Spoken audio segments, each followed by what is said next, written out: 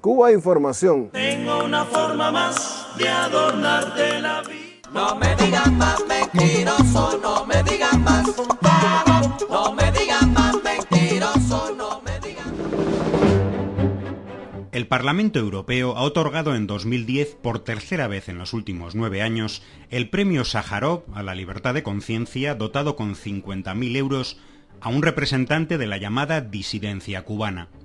Después de Osvaldo Payá y las Damas de Blanco, este año ha sido concedido a Guillermo Fariñas. Candidaturas como la de la saharaui Aminatou Haidar o la de la ONG israelí Breaking the Silence han quedado en el camino un año más.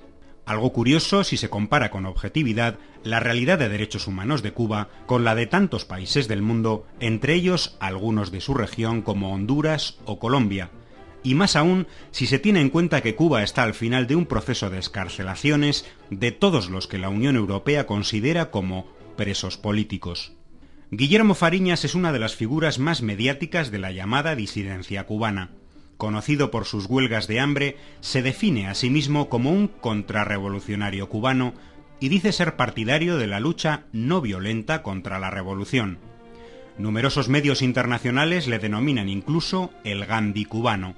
¿Pero qué hay de cierto en lo que cuentan los medios e instituciones que le defienden y sostienen? En la justificación del premio Sájarov, por ejemplo, el Parlamento Europeo afirma que las estancias de Guillermo Fariñas en prisión se debieron a su actividad política.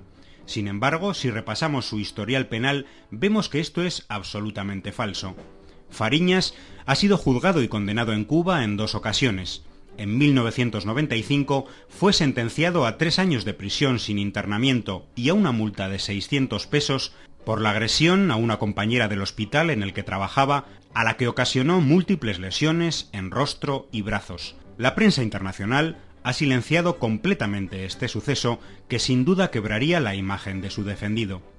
Varios sitios web, como la enciclopedia Wikipedia, relativizan la citada agresión sosteniendo que se dio al calor de una discusión en la que Fariñas acusaba a aquella de corrupción.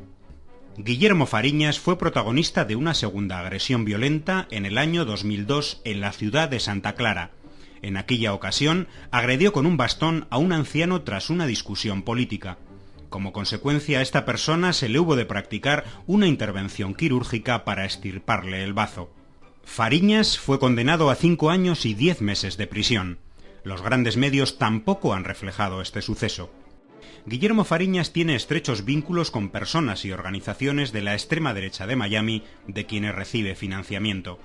Los pagos a Fariñas son reconocidos por él mismo en una carta de agosto de 2009 dirigida a Ángel de Fana Serrano, conocido terrorista de Miami vinculado con la organización paramilitar Alfa 66. Curiosamente, en fechas recientes, Guillermo Fariñas aplicaba el calificativo de terroristas a los mapuches chilenos que realizaron una larga huelga de hambre durante el verano de 2010. Al contrario que las protestas de los luchadores mapuches, las huelgas de hambre de Guillermo Fariñas son ampliamente cubiertas por los medios internacionales. La última la realizó entre febrero y julio de 2010, reclamando la liberación de los que califica como presos de opinión de Cuba. Estos presos, muchos de los cuales han sido ya liberados por el gobierno cubano tras un acuerdo con la Iglesia Católica y el gobierno español, fueron condenados en tribunales de la isla por su financiamiento por parte del gobierno de Estados Unidos, superpotencia que, recordemos, somete a Cuba a un bloqueo económico condenado por toda la comunidad internacional. Solo la Agencia para el Desarrollo Internacional de Estados Unidos, USAID, destinó para el año fiscal 2009 la suma de 15,62 millones de dólares a la llamada disidencia cubana, con la intención de derrocar el orden constitucional de Cuba. Las cantidades procedentes de otras instituciones, así como de organizaciones que a su vez son financiadas por el gobierno de Estados Unidos, multiplica esta cifra. Desde un punto de vista jurídico, este financiamiento convierte a dichos disidentes en agentes al servicio de una superpotencia, lo que es penado en cualquier país del mundo.